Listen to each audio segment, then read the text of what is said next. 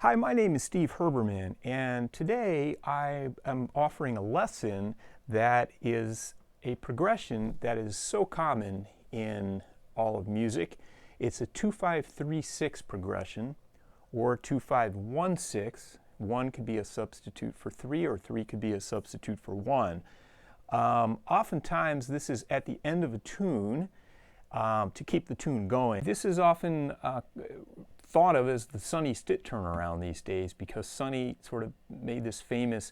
At the end of some of his tunes, he would just go on and improvise over this tag, 2-5-3-6, and all its variations.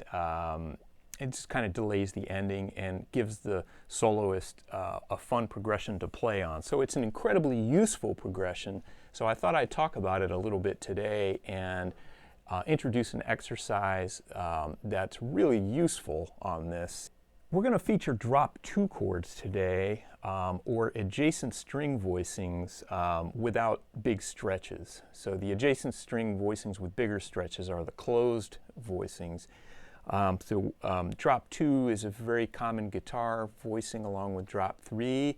If you're a Ted Green aficionado, you might know them as V2 voicings. The concept that we're going to go over today is going to play a 2 chord. We're going to start with this D minor 7 way up the neck here. And we're only going to move 1 note at a time. Take the D minor 7 chord, we take the 7th, which is the C on the 2nd string, and we drop it down a half step to the B. So one thing at a time. Now it becomes a G9 with no root. Then we're going to take the 9th of the G9 chord and move that down a half step. That's an A. We're going to move that to an A flat. So we have 2, 5, dominant 9, 5, 7, flat 9. Now, if I can leave the other voices ringing, I will. And that really is dependent on fingerings. So in other words, like if we fingered the first chord like this, the D minor 7, we could just move the C going to the B. But if we're going like this, we probably could, very often we'd have to restrike the rest of the chords. So it's very fingering dependent. Now, I did not write the fingerings down on the PDF that accompanies this lesson because I want you to experiment with as many fingerings as possible. And just kind of move the voices. It's only one thing at a time from chord to chord. D minor 7, G9, G7 flat 9. Okay? And the last 2 chords, the G9 and the G7 flat 9, did not have a root in it.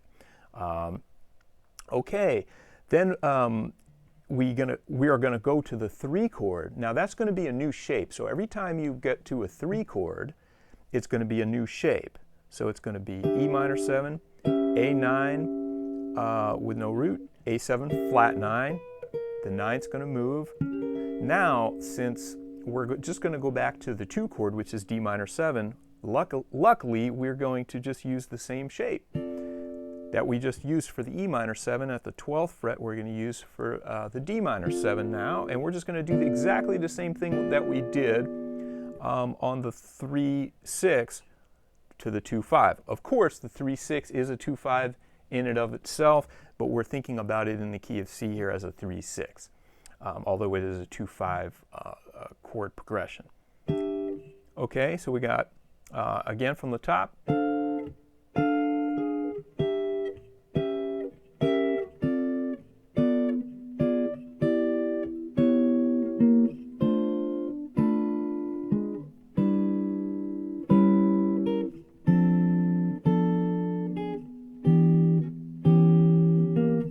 Now we're going to change string sets here. Now I might use a funny fingering like this to enable an easier transition to the next chord. Then I'd find the ninth, flat 9, next inversion of 3. So you have to try to remember where you are. You notice this is a descending pattern that we started up on the 12th fret. And because of this particular set of voice leadings, it's going to bring us down to the lowest position of the guitar. So we're on 3, 3,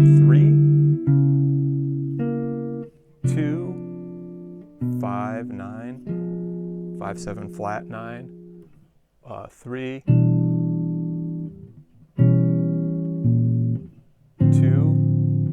5, flat 9, G6 or E minor 7. So you're always finding the 7th and lowering it down to make it the 3rd, then finding the 9th and going to the flat 9. Now we have to use an open string for this one. Now, the best voice leading to end it would be here,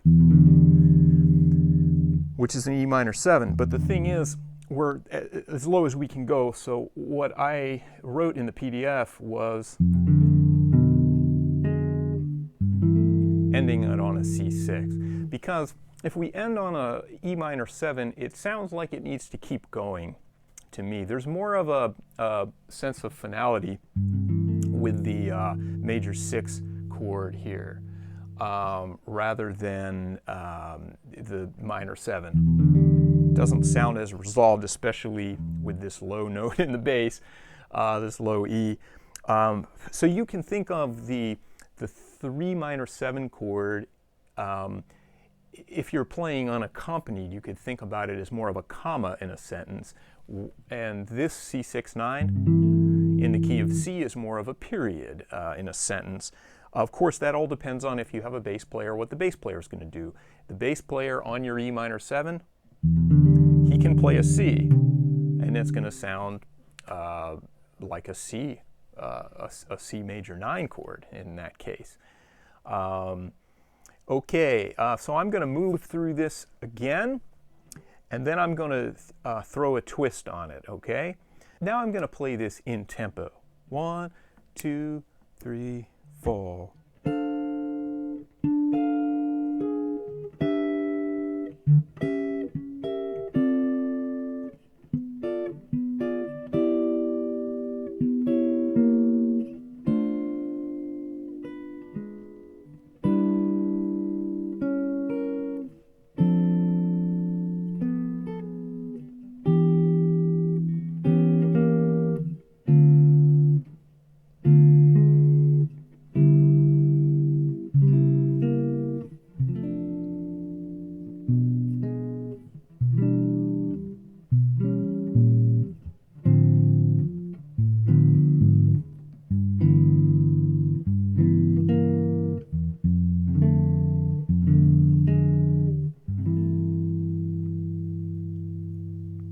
Okay, the next thing I'd like to do is take the soprano voice, and on the very last chord movement, I'll go 2, 5, 7, 9, 5, 9 with no root, 5, 7, flat 9.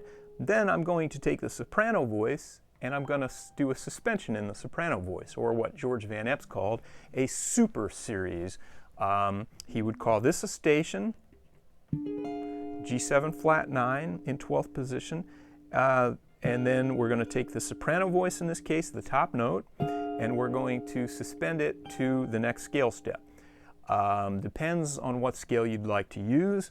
I'll use some pretty traditional sounding scales for this. Okay, I probably wouldn't want to do this to go 2, 5. I wouldn't want to use an F sharp on a G7 flat 9, so you would use the G. Sometimes you'll have a choice. For this G7 flat 9 here, you'll have a choice whether you want to use an E flat, which is the sharp 5, or you would like to use an E, which is the 13. So let me just play through this, and I'll play it kind of slowly. And now we've got one more thing going on. At the very last on the dominant, the very last second. So we got.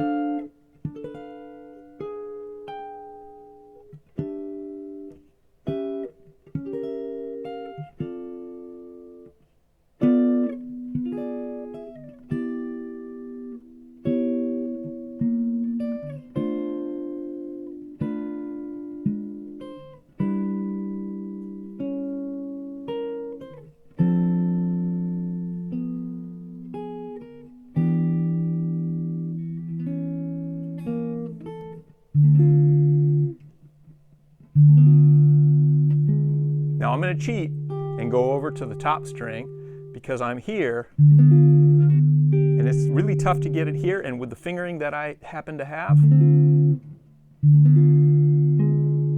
makes much more sense to get the G there. Okay?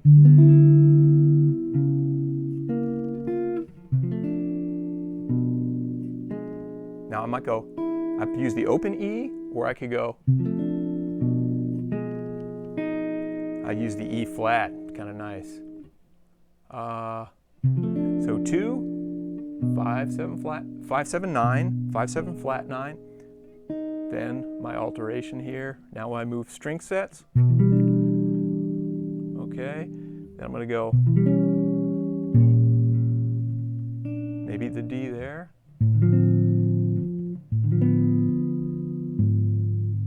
Maybe the C there. So this is more advanced, obviously, that.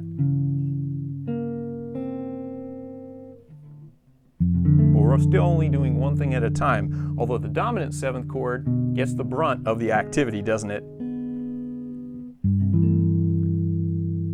So I hope you enjoyed this lesson, and if you need any further clarity on what I did here, please go ahead and pick up the PDF for a small fee. Thanks for being with me today on this lesson, and I'll see you again soon.